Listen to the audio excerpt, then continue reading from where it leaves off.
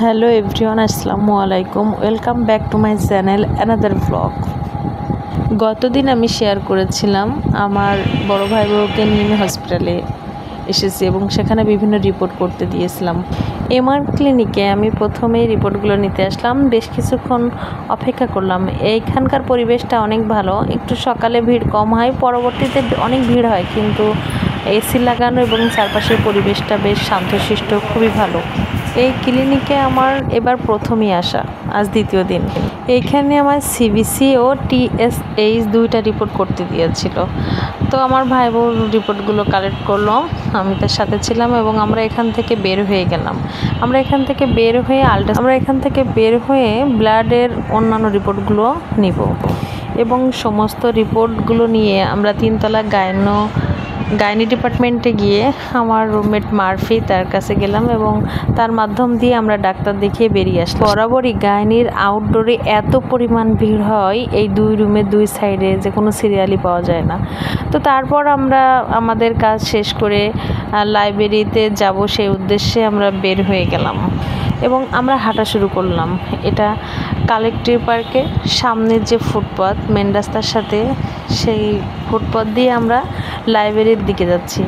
তো এইখানে লাইব্রেরিতে আমি চাকরির বই কিনবো, চাকরির পরীক্ষা দেওয়ার জন্য যে রিটেন এক্সাম, সেই এক্সামের বই যে কিনবো, এই বইটা আমার না, এটা আমার বড় ভাইটার পরীক্ষা দেওয়ার জন্য। আজকেও আবার প্রচণ্ড রোদ এবং প্রচণ্ড গরম, চারদিকে তাকানো যাচ্ছে না রোদের জন্য। এখন দুপুর টাইম, যার কারণে রাস্তায়ও ভিড় কম, এই ফুটপাতেও ভিড় কম। নাহলে অন্যান্য সময় এই রাস্তা দিয়ে হাঁটতে গেলে সমস্যা হয়ে যায়। যাই হোক, এখানে এখনও পাঞ্জাবি শাড়ি বিক্রি করে। তো এই যে প্যারিস রোডের অপোজিটেই লাইব্রেরির যে দোকানগুলো আছে।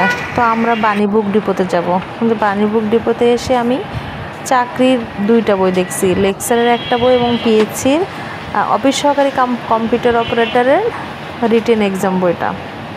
তো আমি এখান থেকে সিলেক্ট করলাম পিএসসির জব সলিউশন রিটেন এক্সামের প্রফেসরস পাবলিকেশনের।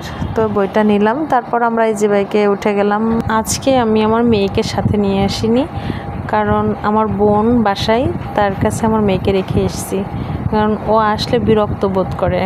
আজকে খুব কম সময়ে অনেকগুলো কাজ শেষ করে ফেলেছি। পালবাড়ি আসলাম, পালবাড়ি থেকে আমি কিছু সিঙ্গাড়া এবং পুরি নিলাম, যেহেতু বাসায় আমার বোন আমার মেয়ে আছে, তো তাদের জন্য, নিজেদের জন্য নিলাম। তারপরে যে বরাবর মসজিদের পায়ে দিয়ে রাস্তা দিয়ে হাঁটা শুরু করলাম, কারণ আমার বাসার সামনেই। তো প্রচণ্ড রোদ, একটু কষ্ট হচ্ছে, তারপরেও আসলাম। তো আজ এ পর্যন্ত, আল্লাহ হাফেজ।